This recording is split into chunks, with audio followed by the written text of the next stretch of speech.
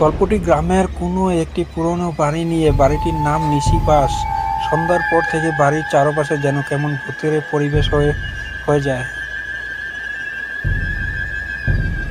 নিশিবাস গ্রামের এক প্রাচীন জমিদারের বাড়ি।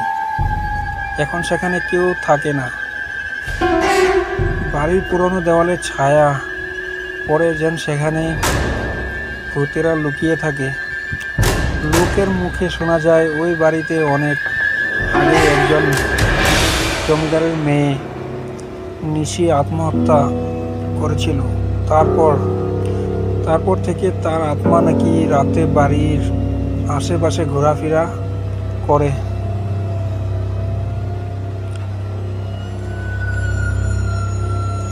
একদিন সন্ধ্যায় গ্রামের দুই বন্ধু রমেন আর রাজু সিদ্ধান্ত নেয় তারা নিশিবাসে যাবে এবং সত্যিটা জানবে।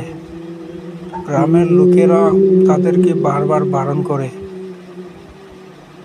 তারা কোনো কথা শোনেনি। তারা একটি লণ্ঠন নিয়ে নিশিবাসের দিকে পা বাড়ায়।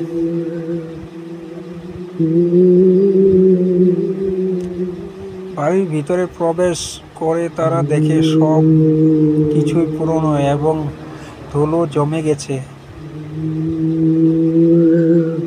হঠাৎ করে একটা কেমন জানি শীতল বাতাস বয়ে যায়। তাদের লণ্ঠনটি একবার কাঁপতে শুরু করে।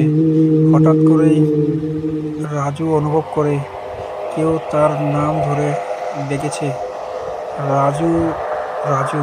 সে ভয় পেয়ে যায়, কারণ সে পরিষ্কারভাবে শুনতে পায় নিশির গলায় সুর।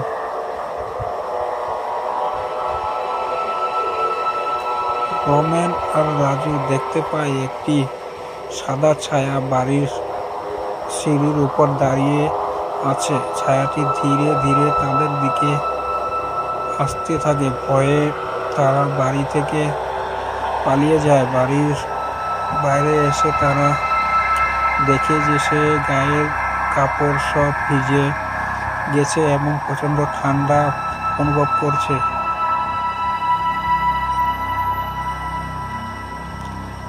তারা বাড়ি ফিরে সব ঘটনা গ্রামের বড়দেরকে জানায়।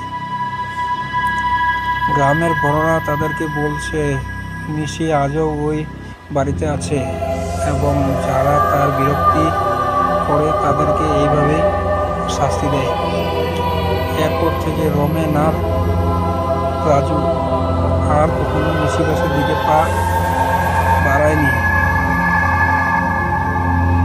এই গল্পটি শুধুমাত্র কল্পনার উপর ভিত্তি করে লেখা। বাস্তবে এর কোনো সম্পর্ক নেই। ভিডিওটি ভালো লাগলে অবশ্যই শেয়ার করবেন এবং সাবস্ক্রাইব করবেন। ধন্যবাদ।